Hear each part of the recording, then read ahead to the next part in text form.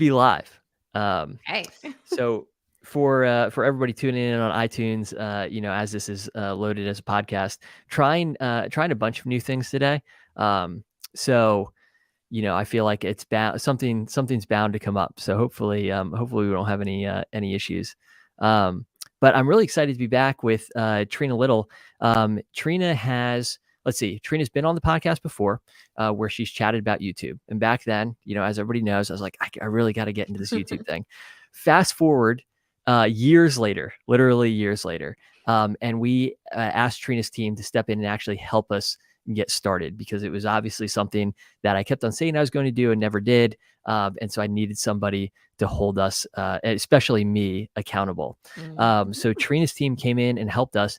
And since then, we've released a video just about every week for, I don't know, the last 6 months plus. Yeah. A couple, at least 6 months. Last summer-ish, maybe. Yeah. And it's been great. And it's been one, it's been a good experience on all sorts of levels. One, Trina's team has been awesome to work with. Two, I think it has just made us more comfortable with video in general, so it's Great. not this big, scary thing anymore. And just videos become so much more important. I think certainly in the last year or two, it's become important over, longer than that for sure. But it's just such an easy way to build trust quickly. So I'm excited to kind of revisit our conversation that we had a few years ago. Talk a little bit about how to get started with YouTube, how to do that effectively in 2022 and beyond. And also, I'd love to hear some of your experience working with our channel and some things that went well. And so we'd love to hear all about that. But anyways, could you fill us in? What have you been doing for the last couple of years? Just a few years of time to fill us in Just on. a few years, Yeah. I mean, there was that whole thing that happened in 2020 and, so I've basically just been focusing on YouTube, like consistently, a YouTube video every single week, because as we know, school and daycare was all up in the air the past couple of years. And with two small kids, I just had to do the bare minimum that I could do. And for me, that was a YouTube video every week, because that helped me create email content and social media content. So I really just kind of focused on that. And then because of 2020, we kind of scaled our agency, not planning to, but a lot of people were in the same situation as me, where they were limited on time. They knew they needed video. They just needed someone to do it. And so we grew our agency by like 300% from Wow. 2020 to 2021. And so it's been really fun. It kind of tips the ladder on what you're working on. So for a lot of my business career, entrepreneur career, we've been focusing on our programs and our courses and our digital products. And then the past year and a half, it's just really been heavily skewed towards the agency, creating processes, systems, employees. And so it's kind of where my head's really been, just staying focused with a YouTube video every week to continue to drive traffic. Because in addition to 2020, there was also the Facebook ads blow up of 2021. And so people were also Oh, looking for other ways to get traffic and not have it all in the Facebook ads bucket. And so it's been a lot. It's been a lot the past 2 years. I thought I would be slowing down around now, and it just seems to get busier. yeah. And all of that makes so much sense. I can totally see why your agents would be growing, not only with kind of the general landscape, but then also just because you all do such a really good job. You do a really good job of communication and staying on top of clients. That's been just a really positive experience coming from somebody who has worked with you. But then, the Facebook ad blow up, as somebody who runs a advertising agency, we've never, it's the silver lining though, to your point, was that we have so many clients now advertising on other platforms than Facebook. And so for years we've been saying, what if you tried out Google? What if you tried out Pinterest, and Facebook, because of some of the changes, not necessarily because of Facebook, I guess more because of Apple, have forced people to explore different channels. So a little bit of a silver lining there, I guess, even though attribution reporting has been a nightmare. But we're not here to chat about that. But yeah, I want to dive into some of the YouTube stuff. I do want to mention at the outset here, you have your Video Strategy Academy, which Mhm. already exists. It's closed right now, but it will Mhm. reopen in May. So anybody listening to this is like, I need Trena's help Yeah. with YouTube. You can check that out. That will be open again in May, but you can go to Trena's website, sign up for her email list, and I'm Mhm. sure you'll be notified as to when that becomes available again. Yes, So, and the reason why I generally don't like to close and open doors because people want something, they want something now, but we're actually updating it. So, being in the agency the past year, working with so many clients, we've had so much data come in because before it's just kind of been my experience and working with clients in another client's agency because I work for another YouTube educator. And so it's just that's been the experience. And now we've really just blown the door open on so much data.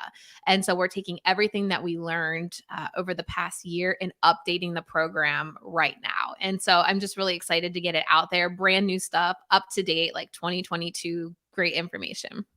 yeah, and that's why I'm really excited about this conversation because you've worked with so many different people. And so the principles that you have in your Video Strategy Academy, for instance, don't just work for you, Yes. they work for other people as well.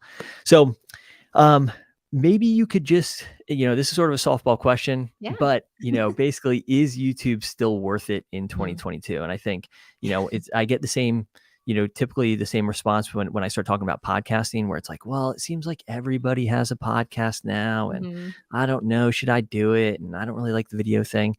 But make your case Yeah. for YouTube. Yeah, so 100% is still worth it. And the one thing that's been really unique in the agency, because it's not something that I was focusing on in my prior background experience, because it was more YouTube hobbyists, people who wanted to become YouTubers.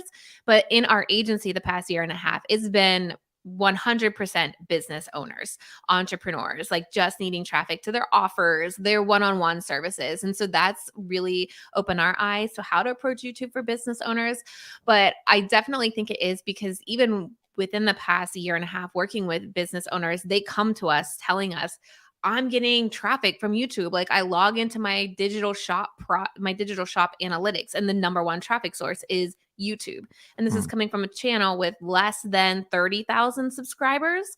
And so that's still a valid traffic source, as opposed to Google and even sometimes Facebook ads, depending on like the budget people have for their Facebook ads, because YouTube lives there and YouTube is available when they need you most. And if you can, show up and search on Google or on YouTube and they're like, wow, this is awesome. Not only are they going to be more likely to convert because they know you, but you can solve their solution right when they need it. And so Hmm. that just makes such a huge asset. I like podcasting. I dabble with podcasting as well. I just can't find the searchability when it comes to podcasting. And so, yeah, that alone has really been such a huge factor for so many of my clients that have come to the agency. Yeah, and that's one thing that really stands out to me. Yes, YouTube, I'm sorry, podcasting episodes are definitely searchable. It's really nice. I really like the podcast for a number of reasons. Get to talk to great people like Mhm. yourself. Also, it's great content that I can point people back to if I'm Yes. on the phone with somebody or whatnot. But from a searchability standpoint, it seems that YouTube has. I mean, and it is a Google owned property, right? But it just adds another level or another Mhm. area where you can be found online. So not only will your YouTube videos show up in search, but we embed YouTube videos in post. That seems to have a positive impact on the post itself a Mhm. lot of times. And doing it consistently, what we found is now we're starting to see more consistent inquiries come in from YouTube. So I agree with, I think, everything you're saying. The other thing too is, so some of the videos that we did with you really early on still week after week do well. Whereas like or have grown in traffic. Whereas with the podcast, typically the older the episode gets, the less traffic you get from it. Whereas we have like some YouTube videos that, we just kind of turned on the camera and did it just out of necessity because we were Yeah. recording a video for a client. And again, they still get a ton of traffic or a ton Mhm. of views week over week. And you Yeah. just don't see that on the podcast.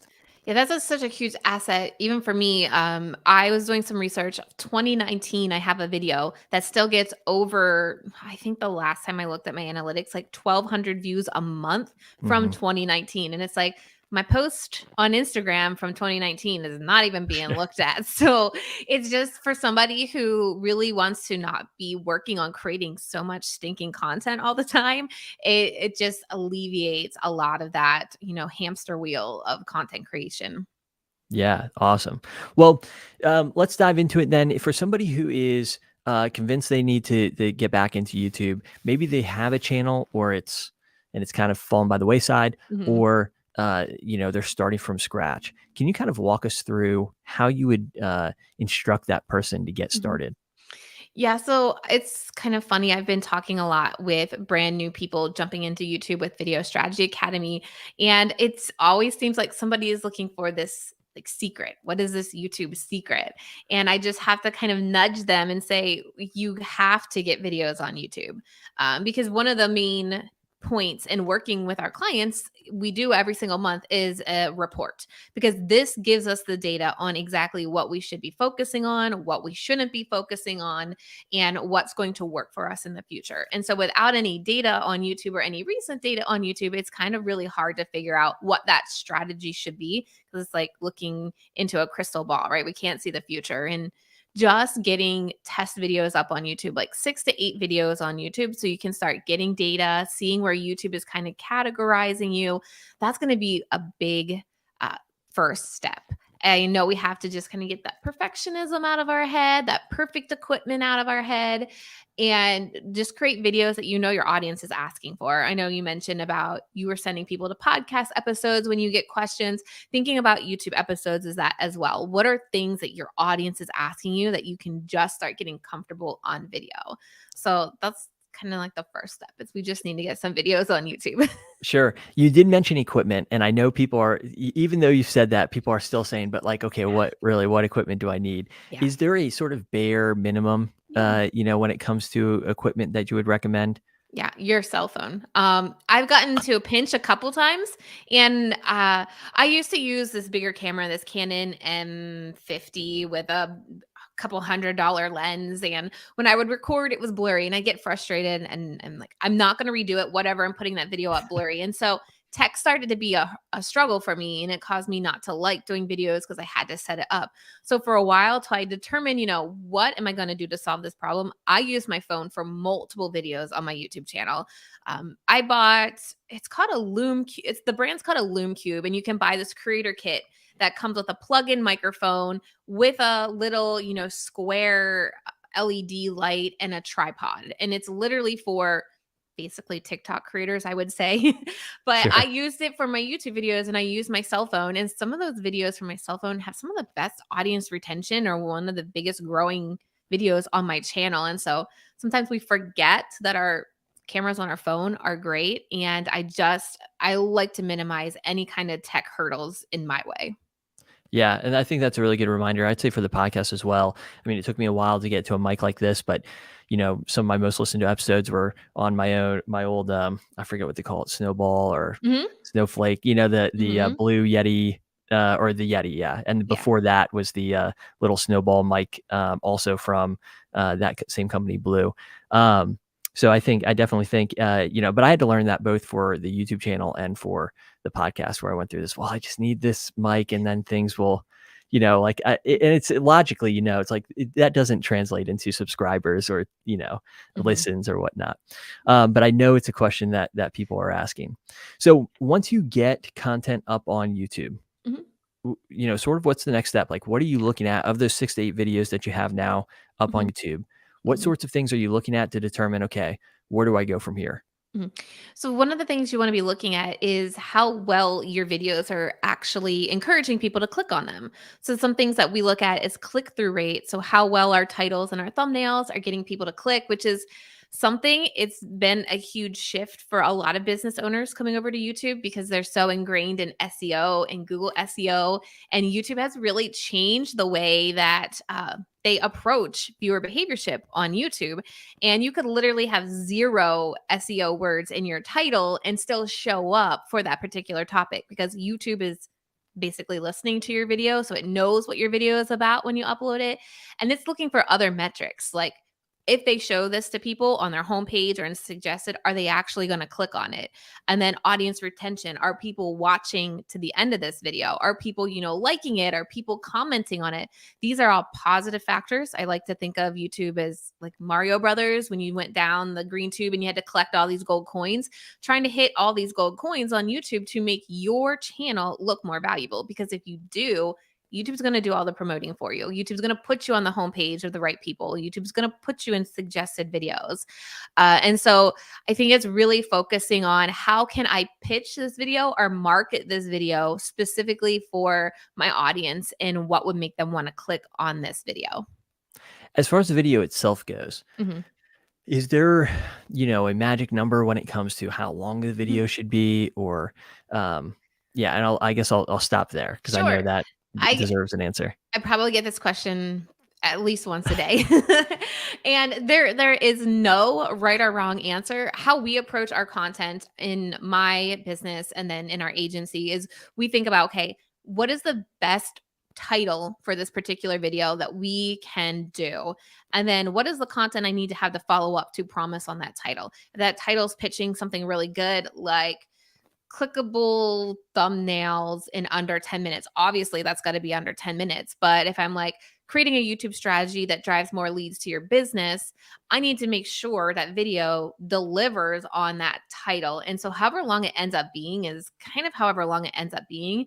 In fact, we were trying to figure out too, we've had some longer videos recently on our channel, like the 20 to 30-minute mark. And prior to, I've done shorter videos of 5 to 10 mark. We did a poll on our YouTube channel recently, and it was almost split down the middle if they liked longer or shorter videos. So I just really focus on how much time do I need to deliver on the promise of the title and just really not adding any fluff just to hit a certain length. What about in terms, again, going back to the video itself, Mhm. how it produced the video has to be? Mhm.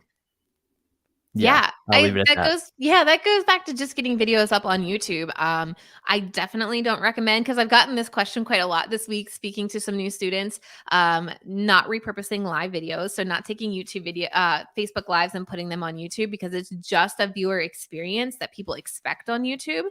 And so I just tell them to create the minimum viable video.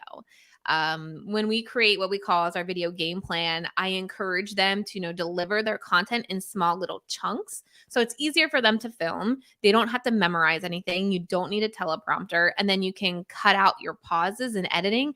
And you have these jump cuts, which go from, when you take a pause to the next. And that makes your video seem more faster paced than it actually is. It keeps the viewer engaged. And just starting there, because you may realize when you publish that video on YouTube and you look at the data, that's all your audience really needs. You don't need like a fancy intro or like words flying in from the left or music in the background. If you just get started with the bare minimum and see how your audience responds to it, that may be all that you need. Yeah, and I'd say, even from working with you, we had it sort of a longer intro at Mhm. first that we, pretty quickly, I think, started to cut Mhm. because we noticed that audience retention, or you'd pointed out that audience retention was better when we just, dove straight Yeah. in. Yeah, and I mean those intros, like where it's your logo and kind of your value proposition, can work if it's, 2 to 3 seconds and it really highlights that value proposition. But if it's just kind of your logo bouncing around and pictures of you for 10 seconds, people are going to be like, no thanks, next video. And so just Sure. keeping that in mind, they clicked on the video for something you promised them, and they want to get to that. So I want to ask you about something else you had mentioned, especially around repurposing content. And so we Mhm. talk about repurposing content a lot, just as like mostly to save time, Mhm. right? So as far like for instance, I've recently started. When I first started the podcast, I used to put those interviews on YouTube as Mhm. well. Stopped doing it. Again, YouTube fell by the wayside. Just recently started doing that again. Is that Mhm. something you wouldn't recommend? Um, I bec- wouldn't if you are looking for YouTube to like organically push your YouTube channel. And I I tell people this, and so I tested it myself. I from August to September, some of October of last year, put my podcast. I'm like, okay, I'm gonna just launch a podcast. I'm gonna put it on YouTube and I'm gonna see so I have proof in the numbers, because maybe I'm wrong. Maybe let me see the numbers. And so I did it. We recorded it on like a great camera that I would for my YouTube videos. We edit it the same way that we would edit the YouTube video so that there was text and there was call out, all of that. And people just didn't watch it. Like they would click on it, audience retention was gone within the first 5 seconds. And I kept going with it just to prove my point. And it did kill my channel for the rest of the year. So I am currently trying to dig myself out of a hole from putting podcast content up on YouTube because my channel was built on YouTube content. And so when it's a different type of content that they don't expect, like a podcast content, then they're not happy and they're not going to watch. And if your current audience stops watching, YouTube's like, well, your content must not be good. So we're not going to recommend it to new people. But if you do create a channel, like just a podcast channel, and you just put your podcast episodes on a specific podcast channel, that could work. But when you Okay. start to like figure out how can I put pre-recorded strategic YouTube videos with my podcast, it just kind of confuses the audience and then it confuses the algorithm. I'm glad I asked. Yeah, it's a We've only a very, few very episodes common into doing question. that. So one, I guess one follow-up from that, how does that, so lives to a certain extent are different, Mhm, they seem to be measured different and treated different by YouTube.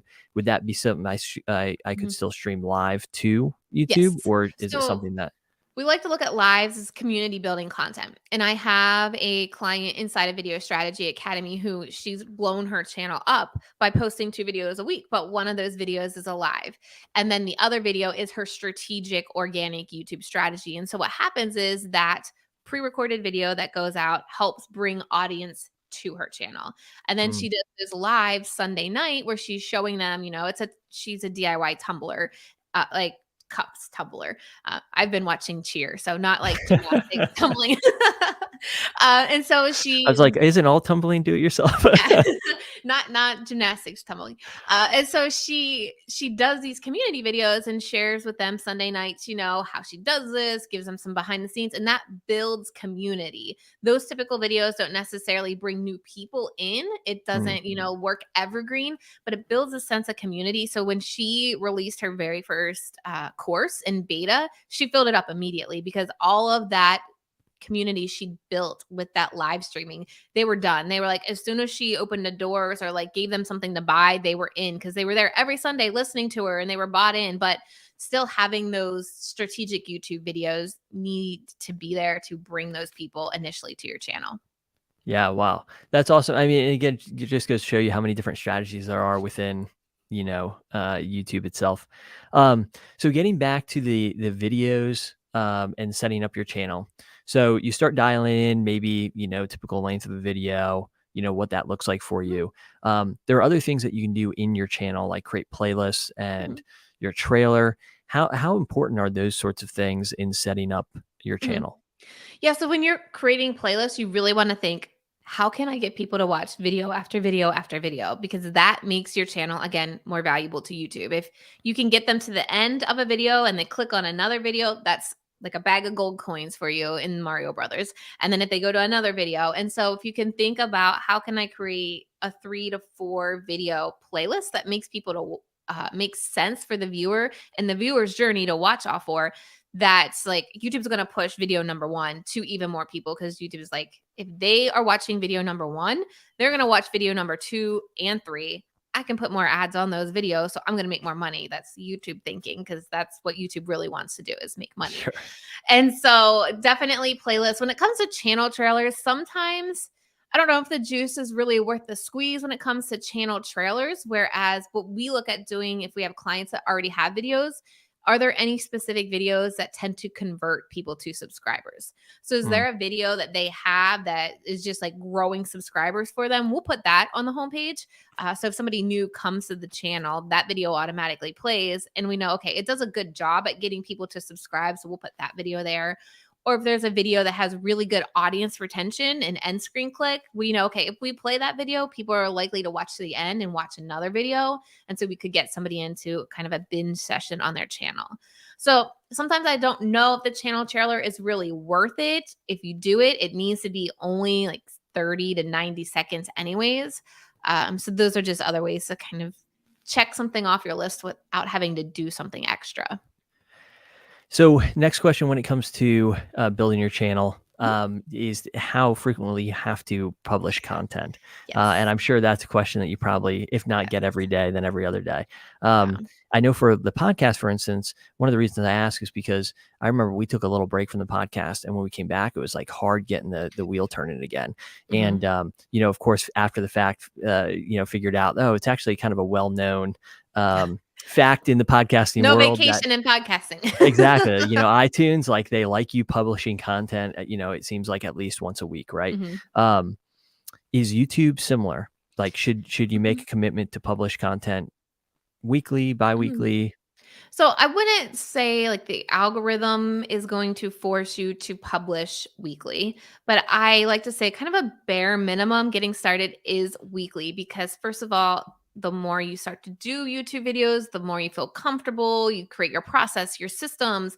You're also wanting to create kind of a routine with your audience. So your Mm, audience knows like every Wednesday at 8 a.m. there's a new video from you. You want them to start to think like must see TV back in the 90s with friends and like sit down and watch your video when it comes out because the more views you can get when it first gets published, the more YouTube can figure out who to start sending your videos out to and if it's good enough to send out to people. And so I say bare minimum is one, but if you would like to see quicker results on YouTube, I would bump it up to two. Because again, if you're just getting started, the more you do, the quicker you figure your process out, and you can just start figuring the kinks out, and you're going to get more data back from YouTube. But again, I don't push it. I always think about mental health because I, for the last 3 years, have just done one video a week. And we just now this year bumped it up to 2 videos a week, um, just to kind of see some more growth, just as like a side goal that we had. But it's not like pushing 2 videos a week is necessarily going to favor the algorithm. It's just giving more opportunities for me to reach new people or for a mhm. video to potentially go viral. And so I always say at least one, but if you do want to see faster results, it's got to bump it up to two. Sure. And I'm Um, actually taking this week off. So, like, I'm not even posting a video this week. We onboarded a new video editor and I just gave her time to learn the client's videos instead of mine. And I needed to take a breather anyway. So, we took the week off and I'm not concerned. There's been times where I've taken a week off and it's totally fine. yeah. Well, I like that about YouTube, Yeah. Yeah. As far as so along those lines, you'd mentioned that there is um, the more likes, comments, whatever it is, right after a video is published, the Mhm. better.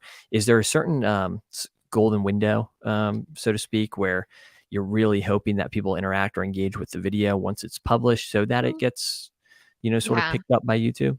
Yeah, we always recommend, promoting your video that first 24 to 48-hour window. Not only is it getting people to your videos, but the more people you get watching that video, the more YouTube is collecting data on those people to figure Mm, out what is the type of viewer to watch this. So then they can find more people similar to that. And so that's kind of why you want to get people to your video so the algorithm can start to figure out, who are the types of people that are going to like this video. And I do want to mention when it comes to engagement, not to say like, comment, and subscribe, but give them a reason. I like to, when I do my video game plan, I like to then review it again and see, okay, where can I put some piece of engagement that makes sense? And so if I'm talking about a content plan, I'll be like, hit that like button if you've ever stressed out on what to post and you've posted the day it needs to go live. And so that makes them like, oh, yes, that's totally me. Hit that like button instead of just saying hit the like button if you like this video. sure. Give them like an enticing reason to do it. And the same with the comments. Sometimes you maybe just say, are you stressed over content? Like put stress out in the comments below so I know you feel me on this one. And so that can get you more engagement when it's more specific, and it gives them a reason to want to engage with you. Yeah, that's such great advice, and makes a ton of sense. As far as so you'd mentioned earlier click-through rate, Mhm, for instance, how important that is when it comes to, okay, YouTube actually starting to show this video in, YouTube search. mhm, Um, what do you think are the like most important things when it mhm. comes to um, increasing click-through rate?